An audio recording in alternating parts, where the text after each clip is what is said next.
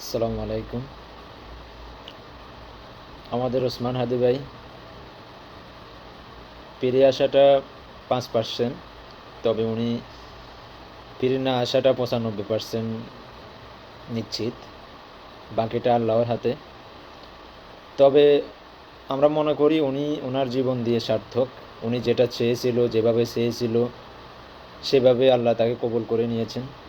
যেভাবে আল্লামা দেলোয়ার হোসেন সাঈদীকে আল্লাহ কবুল করে নিয়েছেন, উনি শহীদি মৃত্যু কামনা করতেন, তেমনি করে ওসমান হাদিও সবসময় বলতেন যে রাজপথে ওনার যেন মৃত্যু হয়, উনি উনি যেন শহীদি মৃত্যু লাভ করেন। যদি আল্লাহ কবুল করে নেয় কিছু করার নেই, কিন্তু উনি ওনার জীবন দিয়ে সার্থক, বাকি কাজটা হচ্ছে আপনাদের। আর যারা আমি সহ যারা এই কাল থেকে নিজের অগোচরে অনেক কান্না করেছেন, কান্না করতেছেন, ভাইয়ের জন্য আমাদের এই কান্নাটা নিতান্তই আমাদের দেশের জন্য এবং আমাদের ধর্মের জন্য। আমরা মুসলমান হিসেবে উনি যেমনভাবে একজন মুসলিম হিসেবে সঠিক পথে ছিলেন, তেমনি করে একজন দেশপ্রেমিক হিসেবে উনি ওনার সততা শতভাগ উনি ওনার লক্ষ্যে পৌঁছাতে পেরেছেন। সেই হিসেবে আমাদের হৃদয়ে রক্তক্ষরণ হচ্ছে। তো কিন্তু আপনারা কাঁদবেন না, কারণ আমরা বিপ্লবীরা যদি কান্না করি, ফ্যাসিবাদের দোসররা উল্লাস করে আমাদের কান্না দেখে। কারণ আপনারা দেখতেছেন কালকে থেকেই অনেক উল্লাস দেখতে পাচ্ছি তাদের মিডিয়াগুলোতে।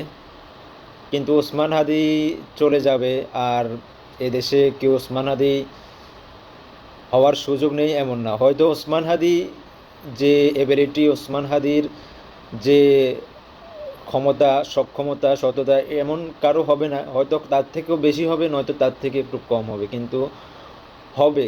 আমরা কেউ না কেউ আবার ওসমান হাদির মতো করে ওসমান হাদির চেয়েও এগিয়ে যাব, নয় ওসমান হাদির থেকেও একটু নিচে থাকব, কিন্তু আমরা কখনো পিছিয়ে যাব না।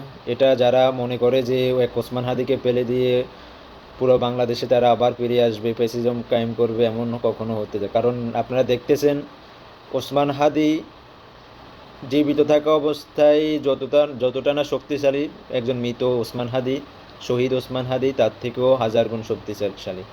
যেমনি করে একজন দেলোয়ার হোসেন সাঈদী জীবিত অবস্থায় যতটা শক্তিশালী ও জনপ্রিয় ছিল, তার থেকেও একজন মৃত শহীদ দেলোয়ার হোসেন সাঈদী তার থেকেও হাজার গুণ, লক্ষ গুণ শক্তিশালী এবং জনপ্রিয় হয়েছেন।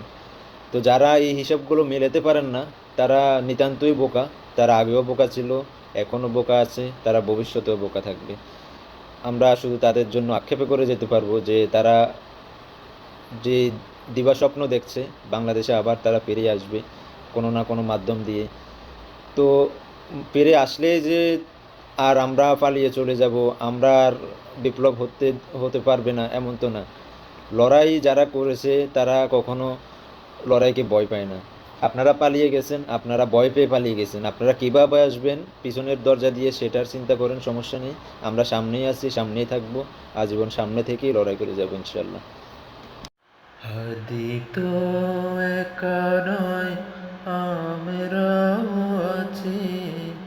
হাদি হয়ে বেঁচে রব যতদিন বাঁচি। হাদি তো একা নয়, আমরাও আছি। হাদি হয়ে বেঁচে রব